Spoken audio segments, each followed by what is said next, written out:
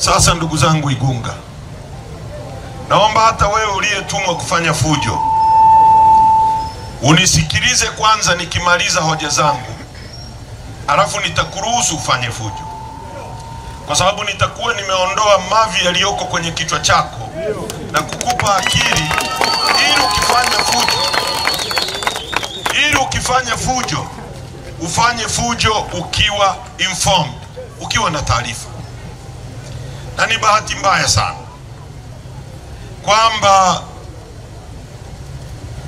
naomba nianze na hii quote maarufu sana ya Stephen Biko, mpigania haki wa watu weusi kule Afrika Kusini. Alisema kwa Kizungu na nitatafsiri kwa Kiswahili kwamba the most potent weapon in the hands of the oppressor is the mind of the oppressed. Silaha kubwa na nzuri anayotumia dhalimu kukudhulumu wewe ni akili yako au ni ubongo wako. Tunaelewana vizuri? Nani katika nchi hii hajui kwamba nchi hii ni tajiri? Nani hajui hivyo? Kuna mtu hajui hivyo? Nataka niwaulize swali la pili. Haya mnayoishi maisha ya kupewa shilingi 2,000 mkafanye fujo, ndio maisha aliyowawekea Mwenyezi Mungu? Sasa mnisikilize niwaambie mnavotumiwa na mnavofanywa maskini ili muwe maskini wa watumie zaidi. Nisikilize nimalize. Tumekuja kwenu kwa lengo zuri tu moja la kuleta operation yetu ya chama inayoitwa no reforms no election. Uongo kweli? Kweli. Na sisi wanaruhusiwa na wao, kwa sababu kote tulikopita na wao wameruhusu kupita wajibu. Uongo kweli? Kweli. Wajibu kwa nini watu hawana maji? Wajibu kwa nini wananchi hawana kazi? Wajibu kwa nini dhahabu zetu zinachukuliwa na Wachina mnabaki maskini? Wajibu kwa nini wanauza bandari zetu kwa Waarabu? Wajibu kwa nini wanagawa viwanja vyetu vya ndege kwa Waarabu? Wajibu kwa nini Wachina wanapewa mali zetu wakati nyinyi mnabaki maskini? Si ndio ustaarabu? Hoja haipigwi rungu. Hoja inajibiwa kwa hoja nyingine. Hoja haipigwi rungu. Ukiona mtu ameshindwa hoja, anaanza kurusha mawe kwenye mkutano, hastahili kuongoza hata kitongoji. Sasa kama huyu naambiwa ni mwenyekiti wa kitongoji, ndio maana lazima tuseme no reforms, kwa sababu hawa makenge kama huyu, samahani kwa hilo jina, sisi walitumia hilo jina kuita watu kenge. Unawezaje kutumwa kuja kufanya mkutano huu wote fujo, watu wote hawa, halafu nyie mko wawili? Si unataka watu wakuumize? Sasa matokeo yake watu wameumia. Na bahati mbaya sana, sisi tuliandika barua polisi, OCD alikuwa na taarifa, na asubuhi mimi nimepata taarifa wakiwa kwenye kikao kwamba wanapanga kuja kufanya fujo kwenye mkutano. Watu wangu nikawaambia, wakampigia OCD simu kwamba OCD kuna mipango inapangwa, kwa sababu iko hivi. Wao mara ya kwanza tulipoanzisha hii operation walijua Watanzania wataiunga mkono. Tukaanza kanda ya kusini, kanda ya nyanda za juu kusini, tukaenda Mbeya, tukaenda Iringa, tukaenda Njombe, tukaenda Sumbawanga, tukamaliza. Watu wanajitokeza. Tukaenda kusini, tulipowagonga Lindi na Mtwara, tulipofika wapi kule Songea, maji yakazidi shingo, wakamkamata Tundu Lissu wakamweka ndani. Na wakakaa kwenye kikao wakasema, tukimkamata Tundu Lissu Chadema ndio imefanya nini? Kumbe hawajui walikamata rungu wakaacha SMG nje.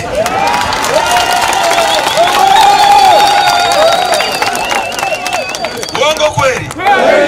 Walipomweka Lissu ndani, sisi tukakaa kwenye kikao tukasema wamemkamata mwenyekiti wetu. Sasa Mnyika alikuwa kwenye timu ya mafunzo, tukaita kikao cha kamati kuu. Mnyika ongoza timu nyingine na mimi naendelea na timu yangu. Tukaanza kanda ya Ziwa, tukaenda Kagera, tukaenda Geita, tukaenda Mwanza, tukaenda Simiu, tukaenda Shinyanga, tukaenda Mara, tukamaliza. tukabreki kidogo, tukarudi kwenye kesi ya mwenyekiti, tukaanza nao juzi Morogoro, tumewagonga Morogoro, tukafika Dodoma ambayo ilikuwa inaitwa ngome ya CCM, wakajitokeza watu kama siafu haijawahi kujitokeza, na wakachanga kwenye mkutano milioni 2.7. Wakachangajikiwa, wakafuta ruzuku ya chama, wakasema watambui viongozi wetu. Jana tukaingia Singida, tukawagonga vibaya sana Singida. Leo wamebuni mbinu mpya ya kutuma watu wafanye fujo. Sasa Mheshimiwa Samia,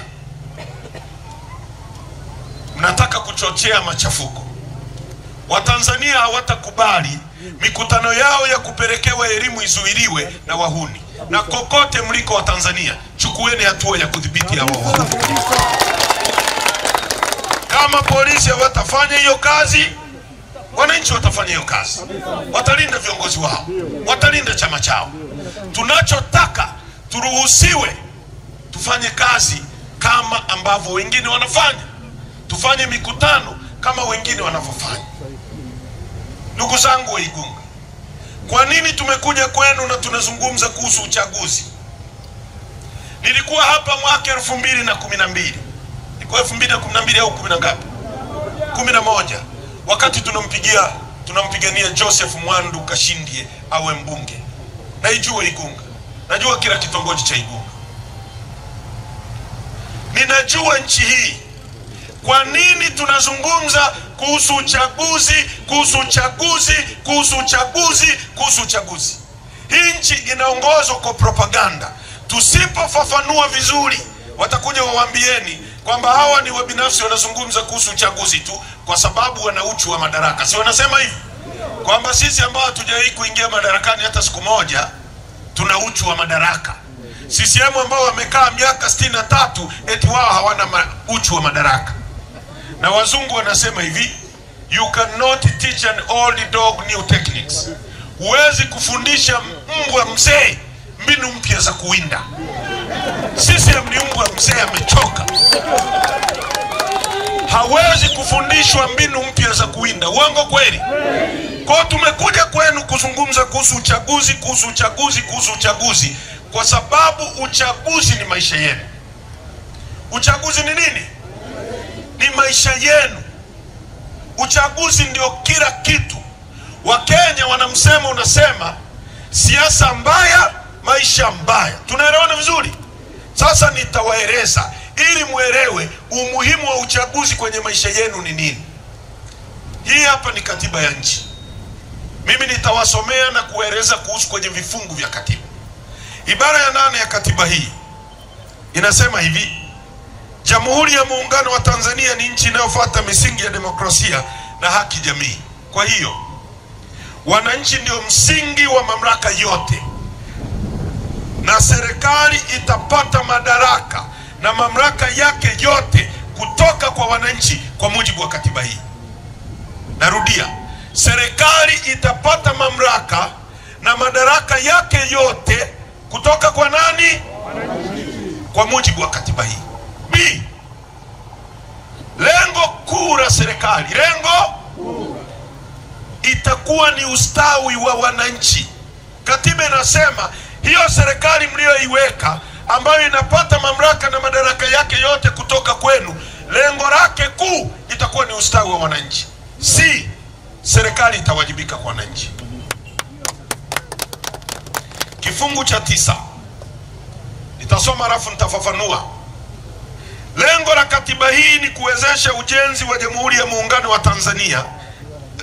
Lengo la katiba hii ni kuwezesha ujenzi wa Jamhuri ya Muungano na Serikali ya Mapinduzi ya Zanzibar au kwa chochote kati ya vyombo vyake na udugu na amani, kutokana na kufuata siasa za ujamaa na kujitegemea, ambayo inasisitiza utekelezaji wa misingi ya kijamaa kwa kuzingatia mazingira yaliyomo katika Jamhuri ya Muungano. Kwa hiyo mamlaka ya nchi na vyombo vyake vyote vinawajibika kuelekeza sera na shughuli zake zote katika lengo la kuhakikisha kwamba shughuli za serikali zinatekelezwa kwa njia ambazo zitahakikisha kwamba utajiri wa taifa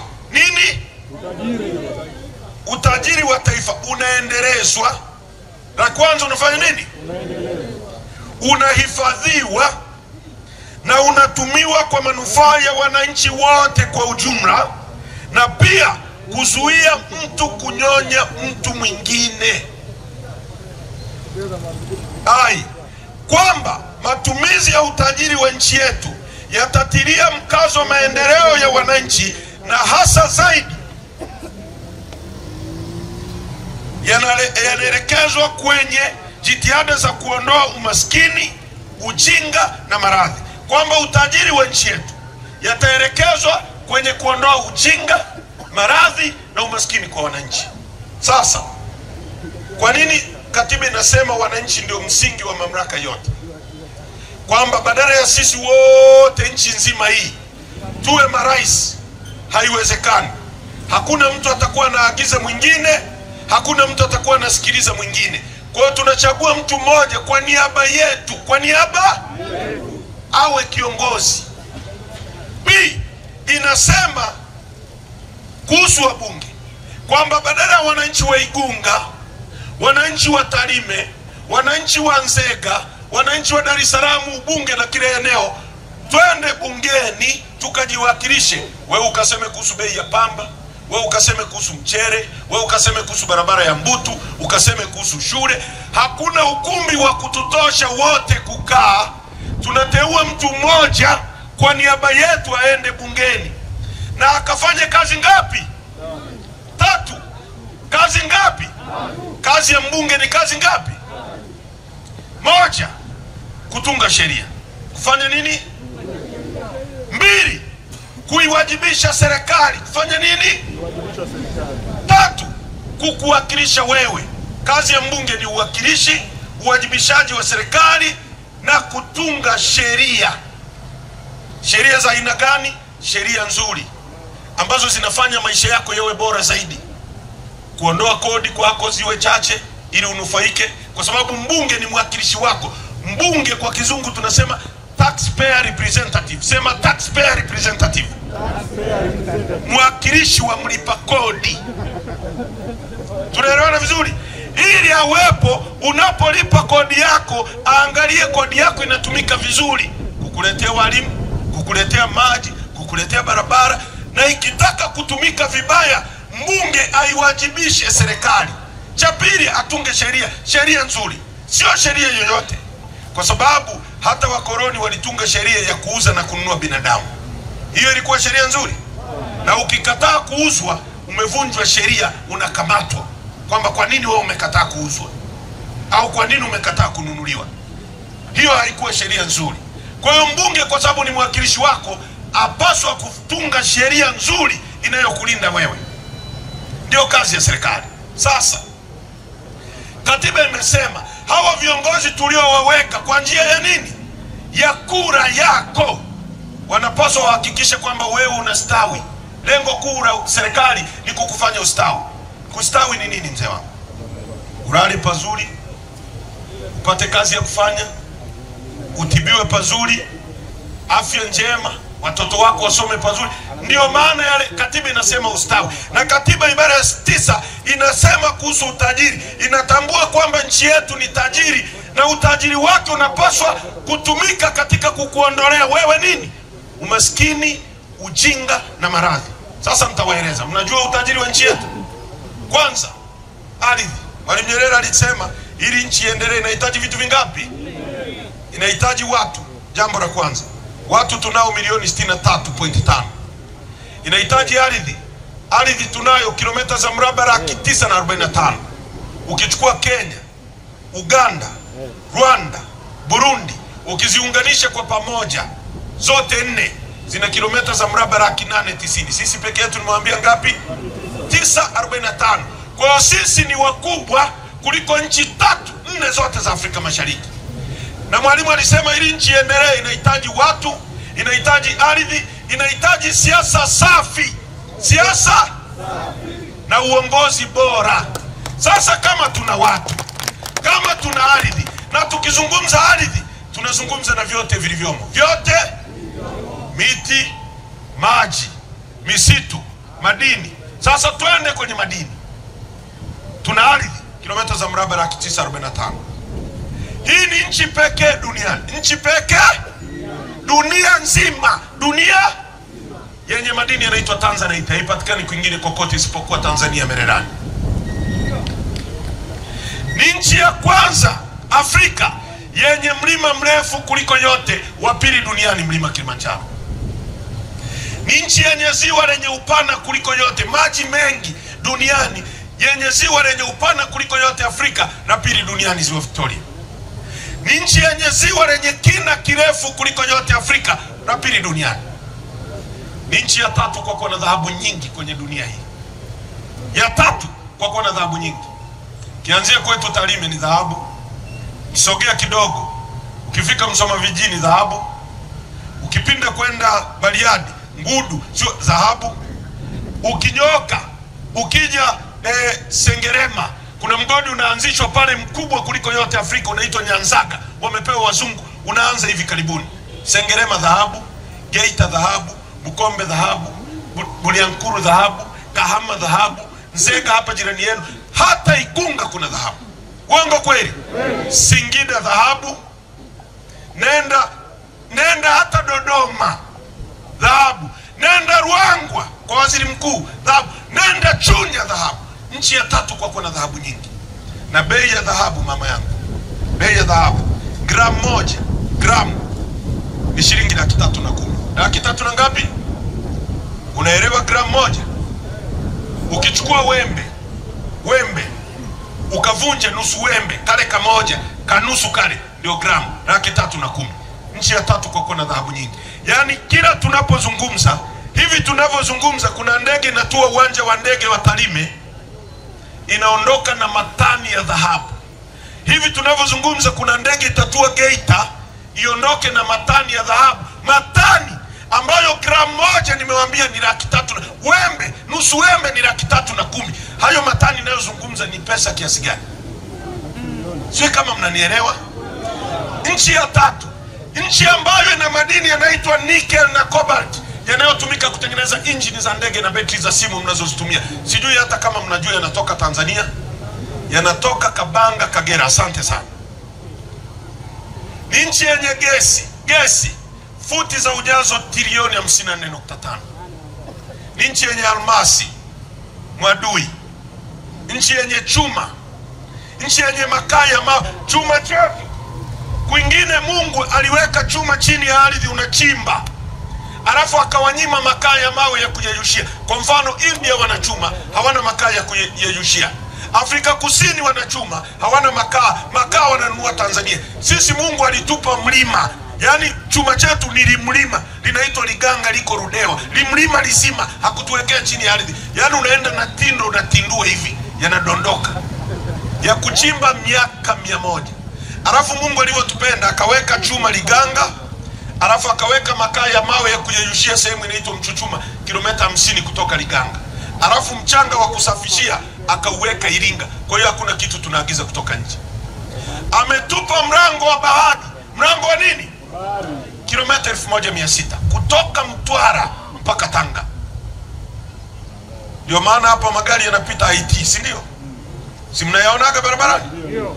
Naongea na nyie, mnanisikia? Ndio. Mnayaona myaona? Tunaona. Yanaenda wapi? Rwanda. Yanaenda Rwanda, Burundi na Uganda, si ndio? Kwa nini hawashushi kule kwao? Hawana nini? Kumbe mnaelewa. Sasa sisi Mungu ametupa mlango wa bahari, akatupa na nchi 6 ambazo zina mlango wa bahari zinatuzunguka. Ili mtu aendeshe gari huko anahitaji ipite kwenye maji ya Tanzania. Maji yapo shehe bure, hayaishi leo wala kesho, mpaka mwisho wa dunia. Sisi tunakula hela, mlango wa fedha, tuna chuma, tuna almasi mwadui, tuna kila kitu. Kwa nini watu wetu ni maskini? Katikati ya utajiri huu, kwa nini vijana wetu hawana kazi ya kufanya? Wanakunywa gongo na kupewa shilingi 200 waje kuponda mawe mtu anayewapigania. Kwa nini? Kwa nini? Kwa nini watu wetu ni maskini? Mwalimu alisema na wakumbusha, ili nchi iendelee inahitaji mambo manne. Inahitaji watu, inahitaji ardhi, inahitaji siasa safi na uongozi bora. Watu tunao, ardhi tunayo yenye rasilimali ambazo haziko kwingine kokote duniani. Tunachokosa ni siasa safi na uongozi bora. Na kama hatutakata mzizi wa fitna huu wa siasa na uongozi, hakuna siku tutaendelea. Fikiria hivi, fikiria hivi. Nyie Wasukuma wanalima pamba, si ndio? Hapa Igunga sijui kama mnalima. Igunga inalimwa, inaitwa Buruba, si ndio? Nauza shilingi ngapi? 1150 kwa kilo. Pamba duniani inaitwa dhahabu nyeupe. Dhahabu haitakaa ikaisha bei, kwa sababu pamba ndio nguo tunazovaa, ndio blanketi tunazojifunika, ndio shuka tunazojifunika, ndio inatumika hospitalini kufuta vidonda. Pamba ni karibia kila kitu. Siku ukiona pamba inaisha thamani, ni siku watu wakianza kutembea uchi, ni siku watu wakiacha kutibiwa, ni siku watu wakiacha kujifunika mashuka, ndio pamba itaisha thamani. Sasa nyie, Mwalimu alijenga viwanda ili mnapolima pamba yenu tuwe na viwanda vya kwanza, tuwe na gineries za kuchakata ile pamba, alafu ipelekwe ikiwa nyuzi kwenye viwanda vyetu. Tulikuwa na kiwanda kinaitwa Matex Mwanza, si mnakifahamu? Tulikuwa na kiwanda kinaitwa Mutex Msoma, si mnakifahamu? Tulikuwa na kiwanda kinaitwa Da Textile Industry, si mnakifahamu? Tulikuwa na kiwanda kinaitwa Kiritex, si mnakifahamu?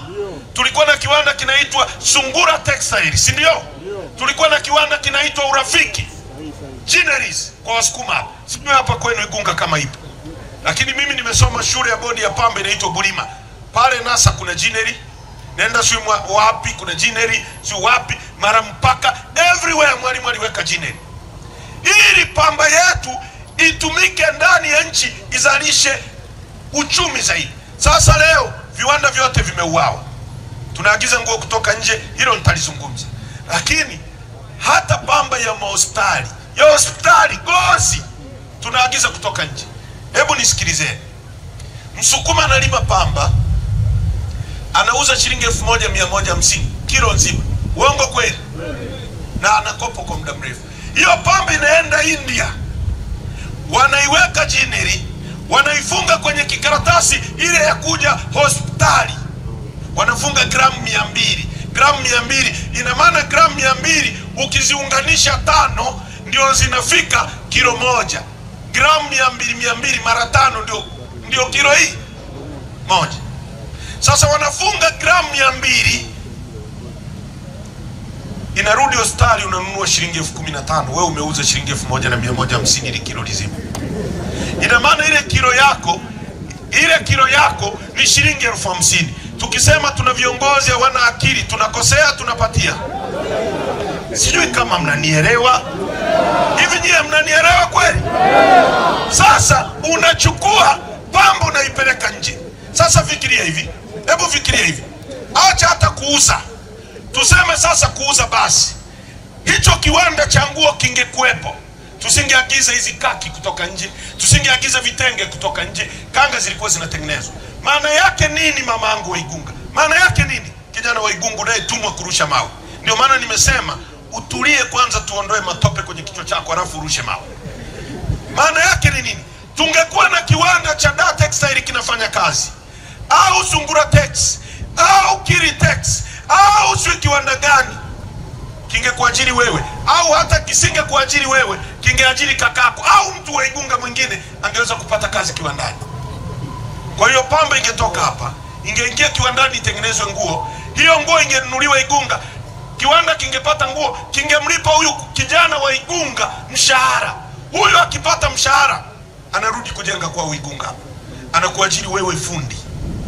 Yaani imetoka kiwandani imeingia pale, imetoka kwa yule imeingia kwa fundi. Wewe ukipata hela, unanunua mboga kwa huyu mama. Huyu mama akipata hela, anamwagiza yule bodaboda amletee mboga. Yule anakunywa mafuta kwenye kituo cha yule. Yule anaajiri mlinzi. Mlinzi anaenda kununua vocha pale. Yule ananunua baiskeli kwa yule. Pesa inazunguka miongoni mwetu. Unanielewa vizuri? Unanielewa vizuri? Leo tunachukua hela ya nguo hapa Igunga ambazo tungeweza kutengeneza, tunasafirisha kwenda nje kutengeneza ajira kwa watu wengine. Sio hata kama mnaelewa. Ndio maana mnatumwa kurusha mawe, kwa sababu wamewafanya Na kiwandani ndugu zangu, ndiko anakoajiriwa mtu mwenye elimu na yule asiyekuwa na elimu. Kiwandani kila mtu anapata ajira. Injinia atapata kazi, mama ntilie atakuwepo pale kuwauzia wafanyakazi wa kiwanda, mbeba mizigo atakuwepo kubeba mizigo ya kiwanda, dereva atakuwepo kusafirisha mizigo. Kiwanda kinaajiri kila mtu. Mwalimu aliacha viwanda vya tairi, General Tyres Arusha. Mimi nimekuwa babangu ananunua tairi za General Tyres, tulikuwa na Land Rover. Maana pesa ikitoka Tarime inaingia General Tyres, inazunguka miongoni mwa nchi. Kile kiwanda kinailipa serikali kodi, serikali ikipata kodi inaajiri walimu zaidi, watoto wenu wanatoka mtaani. Leo tunaagiza nchi hii kuna bodaboda kila kitongoji. Kila kitongoji. Ndio kazi kubwa ambayo CCM wanaweza kufanya. Hatuwezi kutengeneza hata tairi ya bodaboda. Maana yake tairi kisha Mbutu kwa yule mwe aliyetumwa hapa kurusha mawe, pesa inatoka Mbutu inakwenda Guangzhou China kuagiza tairi ya bodaboda. Utapataje ajira? Kama kiwanda kingekuwa hapa kwenu cha tairi za bodaboda, wewe ungepata kazi. Ukipata kazi utanunua gari, utamwajiri huyu awe dereva wako. Huyu akipata mshahara atanunua kitanda kwa fundi seremala. Leo inatoka hapa inaenda China. Serikali, ukisikia ripoti ya mkaguzi mkuu na mdhibiti wa hesabu za serikali inasema serikali ya Rais Samia kwa mwaka jana imefanya matumizi yasiyokuwa na tija. Matumizi yasiyokuwa na nini? Bilioni 571. Ndio ujinga mnasikia, si goli la mama, si dini ya mama, si kikohozi cha mama, kiduku wachekeshaji wa mama, ujinga mtupu. Bilioni 571 zimetumika. Sisi tuna migodi hapa kanda ya ziwa hii, kila kona ni dhahabu. Uongo kweli? Vijana wetu wanafanya betting. Hiyo migodi wamechukua wa China. Kwa nini? Wanasema nyinyi hamna mitaji. Nasema uongo? Sasa nisikilizeni. Tungekuwa na serikali yenye akili, kuna kitu kinaitwa exploration, utafiti wa madini. Wangefanya exploration maeneo yote, alafu wakafanya mapping. Wakafanya nini? Eneo la mgodi ni eneo dogo hivi. Wangapi mmewahi kwenda kujaribu maisha kwenye migodi ya Wachina? Wengi, si ndio? Hivi ile migodi ya Wachina ndio wanashuka kwenye mashimo. Si mnashuka nyie? Mkitoa dhahabu, wewe unachukua kaujira kako kadogo, yeye anaenda kuuza dhahabu na kujenga nchi yao. Sasa serikali yenye akili, badala ya hizi fedha kuchezewa, ingechukua hiyo migodi ikaunda vijana, hata vikundi vya vijana 100 au 200, wakawapa eneo, wakawapa bilioni 1 mtaji. Alafu nyewe mkanunua crusher, mkanunua madawa, mkanunua baruti, alafu mkaingia kwenye shimo, mkapewa shimo. Wao ukiingia mle, mkiuza dhahabu milioni 500 mkigawana, wewe utajenga nyumba. Serikali itakuwa imeuza mfuko wa simenti, mwenye duka ameuza mfuko wa simenti, serikali imekata kodi. Serikali atakuwa ameuza bati, kodi ya serikali imo. Serikali itakuwa na makusanyo mengi zaidi, itaajiri walimu zaidi. Leo unapompa Mchina akichimba, akiondoka na dhahabu, akiuza, akipata faida, anajenga kwao, harudi kujenga hapa. Mnanielewa vizuri? Wanakuja wanawaambia tatizo la ajira ni tatizo. Sio tatizo la kidunia, ni tatizo la kutengenezwa na viongozi wasiokuwa na uwezo, ambao hawana uwezo wa kueleza, hawana uwezo wa kujenga hoja. Ndio maana wanatuma vibaka watu chape mawe ili tusiwafungue macho jinsi mnavyoibiwa. Ndio maana wanashindwa kujibu haja zetu. Tunahitaji tubadilishe nchi. Kila mtu anaweza kuishi vizuri. Tuna rasilimali za kutosha kufanya nchi kila mtu anemeke. Tuna uwezo. Inakuaje nchi kubwa kama hii, tuna mlango wa bahari? Mwalimu Nyerere alikuta bandari imejengwa na wazungu, akamaliza, akaiendeleza Mwalimu, akaiendeleza Mwinyi, akaiendeleza Kikwete, akaiendeleza Mkapa, akaiendeleza nyie mnajua tulivyotofautiana na Magufuli. Wote mnajua. Uongo kweli? Sisi tulitofautiana naye. Kuteka watu, kuua watu, kuumiza watu, kunyonga vyama, kunyonga sauti kinzani, tulitofautiana naye sana. Lakini nyonge mnyongeni. Kwenye ulinzi wa rasilimali za nchi yetu Magufuli alijitahidi sana. Akaiendeleza ile bandari, akaendeleza geti namba 0 mpaka 8, akanunua mashine za 0 au akaweka pale ili bandari yetu iwe na uwezo wa kuzishinda bandari za Beira na Msumbiji na bandari ya Mombasa. Mizigo ipite mingi hapa tupate pesa nyingi zaidi. Ile bandari amekuja Mwarabu amepewa na huyu mama. Waarabu wako milioni 3. Wako milioni ngapi? Sisi tuko milioni 63 mzee wangu. 63. Kwamba sisi wote ni ndondocha. Waarabu milioni 3 ndio wana akili, ndio wapewe bandari. Wamechukua ile bandari, hawajaingiza mashine hata moja mpya. Wamechukua zile mashine zetu, wamebandika mabango yanaitwa DP World, wanapiga kazi pale. Uwanja wa ndege wa Kia aliujenga Mwalimu Nyerere. Mtalii akitua analipa $55, akiwa anaondoka analipa $55. Eti na huo hatuwezi kuendesha, tumewapa serikali ya Omani ndio waendeshe. Tumemchoka huyo mama, tumemchoka. Hii nchi ni ya kwetu tena? Hii ni nchi yetu tena? Na mko hapa mnaambiwa, mnakuja hapa jioni, yanakuja kuwaimbia wimbo sasa kumekucha jioni, wanawaambia kumekucha jioni, na nyie mnapiga makofi na wanawapa vipombe vinaitwa sungura kwamba karushie mawe mtu anayekuja kukufungua macho ili maisha yako yabadilike. Mabadiliko duniani, vijana wa Igunga, mabadiliko ni kwa ajili ya vijana na watu maskini. Mimi mnayetumwa kuja, nikitaka kujipendekeza kwa huyu mama, nikanyanyua simu hivi, mama mimi nakuja, haki ya Mungu, kesho nakuwa mbunge na kuwa waziri. Nikiamua kujiangalia mimi, nikiamua kuangalia maisha yangu na watoto wangu. Leo natembea, maisha yangu yako hatarini. Wakati wowote unaweza kusikia siko duniani kwa sababu ya nchi yetu. Sio kwa sababu mimi nimekuwa mbunge naweza kukaa nyumbani kwangu nikara. Lissu amepigwa risasi 16. Halafu natumwa Kibaka kuja kurusha mawe. Mimi nikitaka mimi kesho mtarudi hapa mnanipigia makofi na askari wananisafishia njia. Haki ya Mungu kabisa. Tumekataa kwa sababu we love this country so much. Tunahitaji tuibadilishe nchi. Ndio maana tumekuja kwenu kuomba mtunge mkono. Hii sio nchi ambayo wazee wetu wanapewa tasafu. Hii ni nchi ambayo wazee wetu wanastahili kupewa pension na serikali. Na sisi tumesema Chadema, kila mtu analitumikia taifa hili kwa njia moja au nyingine. Nani anayejenga vituo vya polisi wanaokaa mapolisi? Si ni mafundi? Nani anayelima chakula anachokula Samia Suluhu Hassan kule Dar es Salaam? Si mkulima? Nani anayetuletea mafuta ya kula? Si wakulima wa mafuta? Nani anayeendesha bodaboda tuletee kitu chochote? Dereva bodaboda? Nani anayechoma mkaa ili askari wakae kazini wafanye kazi? Si ni dereva, ni mchoma mkaa? Kila mtu anachofanya anajenga nchi. Wewe ukichoma mkaa, unachoma mkaa kujenga nchi. Wewe unayejenga, unajenga nchi. Kwa sababu bila wewe askari wasingejijengea vituo vya polisi, madaktari wasingejijengea mahospitali. Ni wewe unayejenga. Wewe unayelima mchele unatuletea tunakula, wewe naye unajenga nchi. Chadema tumesema kwa sababu kila mtu anajenga nchi hii, kila atakayetimiza miaka 60, awe dereva bodaboda, awe mchoma mkaa, awe fundi, tutamlipa pension ya serikali kwa sababu naye alikuwa anajenga nchi hii katika umri wake wa ujana. Tunaelewana vizuri? Tunaelewana vizuri? Ndio maana tumekuja. Tumesema ili mambo yote haya yabadilike, lazima tubadilishe kwanza mfumo wa uchaguzi. Haiwezekani. Leo Mahinyira yuko hapa.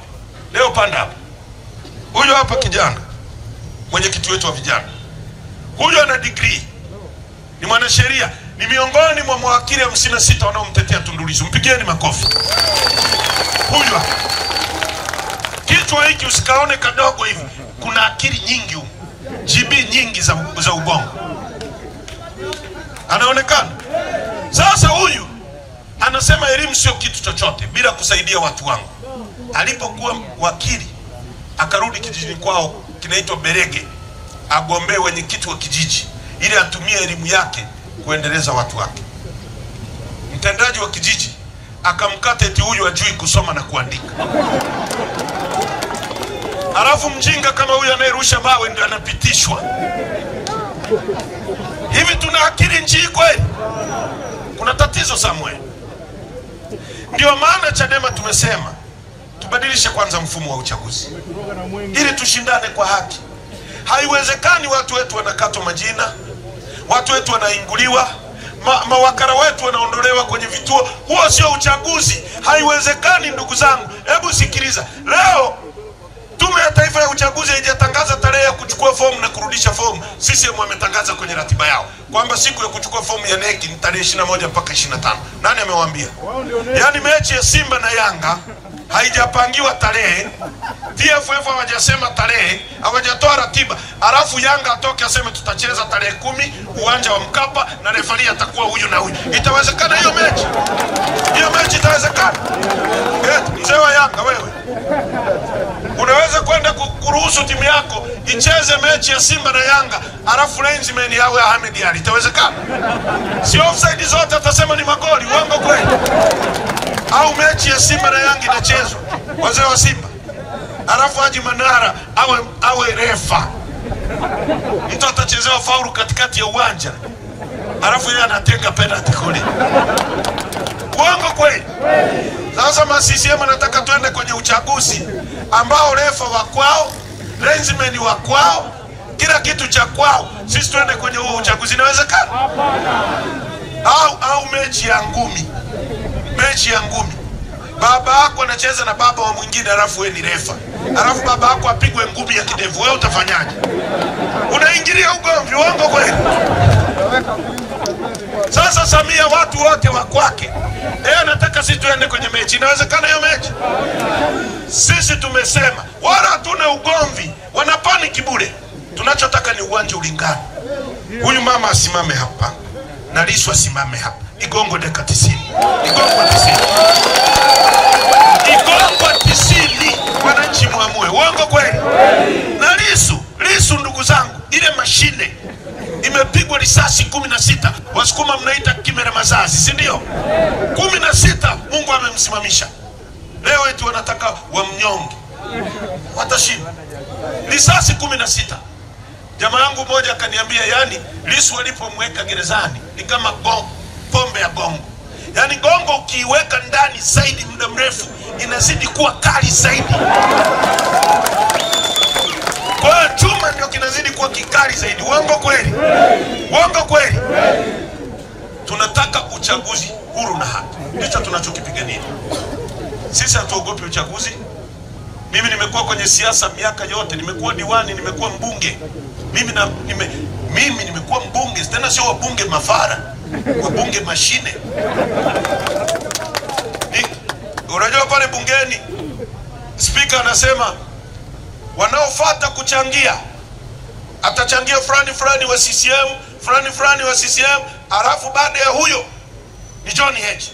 Wabunge wako kantini kule, unaona wanaanza kuinuka, wanarudi ndani ili waje kusikiliza mawe na nondo na akili. Na nikisema haya mheshimiwa Heche, nikinuka tukubonyeza maiki hivi, waziri mkuu hata kama alikuwa anazungumza na mtu mwingine, unaona anamwambia tulia kwanza, anakamata kalamu asikilize mawe. Sasa leo yapo ni kupiga ndio kamera hapa hivi, linaitwaje? Ndio limewapa hao virobe tuaje kurusha mawe hapa ili tusilishughulikie. Wewe kama ni kiraza tu. Wakati tukiwa bungeni huyo asingeingia hata kwenye reserve. Uongo kweli? Na mimi nilikuwa ni winga ya kulia. Hatari kabisa, process ya kutisha. Lema alikuwa kiungo ya kati. Alafu Lissu mshambuliaji hatari. Yaani kila kitu goli. Beki atajipanga tayari goli. Uongo kweli? Sasa sisi tunataka tubadilishe nchi. Tunahitaji mtunge mkono. Tunahitaji muunge chama chetu mkono. Tunashambuliwa, tunanyimwa ruzuku, tunakamatwa. Sio kwa sababu tuna makosa, ni kwa sababu tunataka rasilimali za nchi zitumike kwa ajili yetu sote. Tuna uwezo wote wa kuishi vizuri. Mungu ametujalia. Mungu asingetaka tuwe wazuri, asingetuweka kwenye nchi nzuri, angetuweka jangwani. Mungu alituweka hapa ili wote tunufaike na utajiri wa nchi yetu. Kama katiba inavyosema, vijana, mabadiliko duniani ni kwa ajili yenu. Rais Samia hahitaji mabadiliko. Modeo inahitaji mabadiliko, Azam inahitaji mabadiliko. Wewe unahitaji mabadiliko ili ujenge nyumba. Wewe unahitaji mabadiliko ili ulale pazuri. Wewe unahitaji mabadiliko ili uendeshe gari. Inawezekana. Nchi kama Singapore ambayo haina kitu chochote, inakuaje? Inakuaje? Singapore per capita income ya mtu wa Singapore ni $64,000 kwa mwaka, milioni 180. Alafu nchi ya madini na asali hii, nikisema hapa kwamba Mungu anarudi twende mbinguni, lakini tunahitaji kiingilio 20,000, nusu hapa mnaenda motoni hapa nusu. Nasema uongo? Ndio maana yule kijana mwenzetu ni wa kuhurumia, ni wa kumwombea. Ni wa kumwombea. Uongo kweli? Kwa sababu wamemfanya maskini, alafu wanakutumia. Wanakufanya maskini ili wakutumie. Sisi hatutaki hiyo kazi. Tunataka tubadilishe maisha yetu. Tutafufua viwanda vyetu, tutawaajiri, tutahakikisha migodi yetu inamilikiwa na nyie, tutawapa mitaji, kwa sababu serikali kazi yake ni kuimpawa watu wake. Mkiwa na uchumi, mtafanya manunuzi zaidi, serikali itapata kodi zaidi, itaacha kwenda kukopa nje. Tutafanya hivyo. Tutabadilisha maisha yetu. Tunataka tume ambayo hata Chadema tukiingia madarakani, kama tutawadanganya, mwe na uwezo wa kutupiga chini na kuweka mtu mwingine. Ndio tume tunayohitaji. CCM imekaa madarakani miaka 63, haiwezi kubadilisha chochote. Mzee wangu, haiwezi. Iko hivi, Mwalimu Nyerere alisema, mtu mwenye akili akikuambia jambo la kipumbavu, ukikubaliana naye anakudharau. Yaani wewe unaona hiyo ni gari, alafu mimi nakuambia hiyo ni pikipiki, na wewe una akili timamu unaona hiyo ni gari, ukikubaliana na mimi nakudharau. CCM kila mwaka inaandika kitu kinaitwa Irani, kwamba tutaajiri watu 8,000,000, haiajiri. Uchaguzi mwingine unakuja wanaweka tena, mwingine unakuja wanaweka tena. Hii barabara ya Mbutu imeahidiwa na Mkapa itawekwa rami. Hata daraja ni baada ya sisi kuwapigia mziki hapa ndio lile daraja likawekwa pale. Rami ameahidi Mkapa, ameweka hajaweka? Akaja Kikwete, tutaweka barabara ya Mbutu rami, ameweka hajaweka? Akaja Mwinyi si nani, na huyu mama atakuja awaahidi. Sasa kati ya nyie na wao wanaoahidi uongo, nani mjinga? Tubadilike. Tufanye nini? Wangapi mnaunga mkono msimamo wa chama chetu wa no reforms no election? Nyosha mkono tu.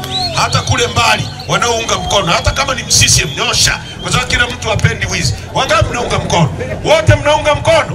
Wote mnaunga mkono? Asante Igunga. Hapa kwenye banda hapa, nyie mko wapi? Wewe jamaa wa Simba. Hai.